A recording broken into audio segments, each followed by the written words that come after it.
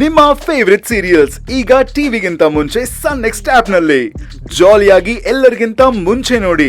ಈಗಲೇ ಸನ್ next app download ಮಾಡಿ ಮತ್ತು ಸಬ್ಸ್ಕ್ರೈಬ್ ಮಾಡ್ಕೊಳ್ಳಿ. ರಾಜೇಶ್ ಗಮನಕ್ಕೆ ಬಂದ ವಿಚಾರ ಯಾವುದು,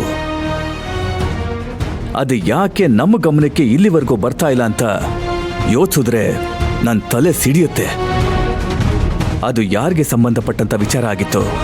ಶೇರ್ ಹೋಲ್ಡರ್ಸ್ಗ, ಬಿಸ್ನೆಸ್ ಪಾರ್ಟ್ನರ್ಸ್ಗ, ಎಂಪ್ಲಾಯೀಸ್ಗ, ಅಥವಾ ನಮ್ಮ ಮನೆಯವರೇ ಅದಕ್ಕೇನಾದ್ರೂ ಕಾರಣನ?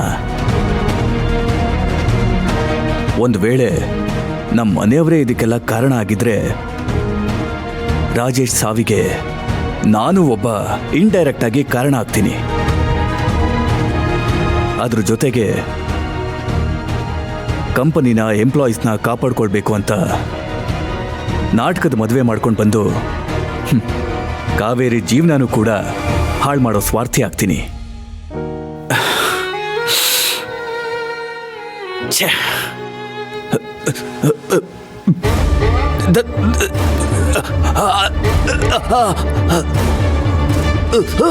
ರಾಮ್, ರಾಮ್, ಏನಾಯ್ತು ರಾಮ್? ದತ್ತ, ನನ್ನ ಕಾರಲ್ಲಿ ಟ್ಯಾಬ್ಲೆಟ್ಸ್ ಇದೆ, ತಗೊಂಡ್ ಬಾ. ಹೋಗು.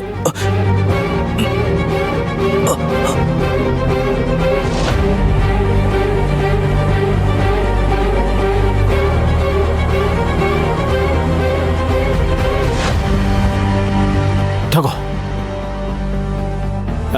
ನೀರು ಕುಡಿ.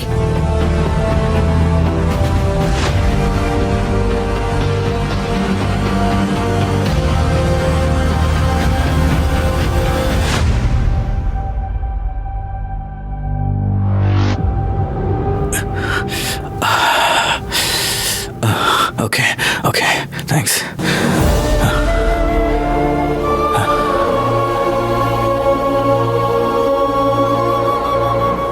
ರಾಮ್, ತುಂಬ ಯೋಚನೆ ಮಾಡಬೇಡ ಕಣೋ. ನೋಡು, ಇದ್ಯಾವುದಕ್ಕೂ ನೀನಾಗಲಿ ನಾನಾಗಲಿ ಕಾರಣ ಅಲ್ಲ. ಎಲ್ಲದಕ್ಕೂ ವಿಧಿ ಕಾರಣ.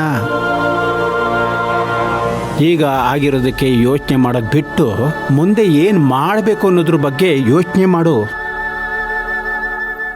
ಯಾರೇ ತಪ್ಪಿತಸ್ಥಾಗಲಿ ಅಪರಾಧಿ ಆಗಲಿ ಮೊದಲು ಅವ್ರನ್ನ ಕಂಡಿಡಿದು ಶಿಕ್ಷೆ ಕೊಡಿಸ್ಬೇಕು. ಮೊದಲು ಶಿಕ್ಷೆ ಕೊಡಿಸು. ಚಿಂತೆ ಮಾಡಬೇಡ, ಯೋಚನೆ ಮಾಡೋದನ್ನ ಬಿಡು. ಆರೋಗ್ಯನ ಹಾಳು ಮಾಡ್ಕೋಬೇಡ. ಚಿಂತೆ ಚಿತೆಯಾಗಿ ನನ್ನ ಸುಡ್ತಾ ಇದೆ ದತ್ತ. ರಾಮ್, ಓಕೆ,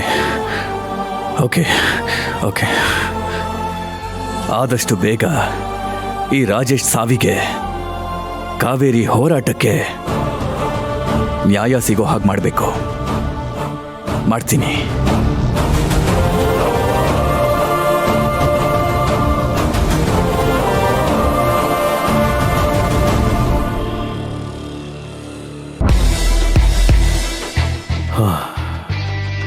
ನಾನೆಲ್ಲೋ ಕಾತಿ ನನ್ನ ಮೇಲೆ ಕೋಪ ಮಾಡಿಕೊಂಡು ಕಂಪ್ಲೇಂಟ್ ಕೊಟ್ಬಿಟ್ಲು ಅಂತ ಅಂದ್ಕೊಂಡಿದ್ದೆ.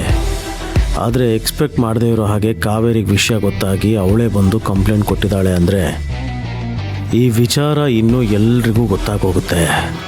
ನನ್ನ ಇಷ್ಟು ವರ್ಷದ ನಾಟಕ ಹಾಳಾಗುತ್ತೆ. ಯಾರಿಗೆ ವಿಷಯ ಗೊತ್ತಾಗಬಾರ್ದು ಅಂತ ಅಂದ್ಕೊಂಡಿದ್ನೋ ಅವ್ರಿಗೆ ವಿಷಯ ಗೊತ್ತಾಗಿದೆ. ಏನು ಮಾಡಲಿ? ಯಾಕೆ ಮೇಡಮ್ ಸೈಲೆಂಟ್ ಆಗಿಬಿಟ್ರಿ? ಅವತ್ತು ಮಾತ್ರ ಸೆಕ್ಷನ್ ಮೇಲೆ ಸೆಕ್ಷನ್ ಹೇಳ್ಬಿಟ್ಟು ನಮ್ಮ ಬಾಯಿ ಮುಚ್ಚಿದ್ರಿ. ಇವತ್ತು ಕಾವೇರಿ ಮೇಡಮ್ ಯಾವ ಸೆಕ್ಷನ್ ಹೇಳಲಿಲ್ಲ. ಯಾಕೆ ಸೈಲೆಂಟ್ ಆಗಿದ್ದೀರಾ?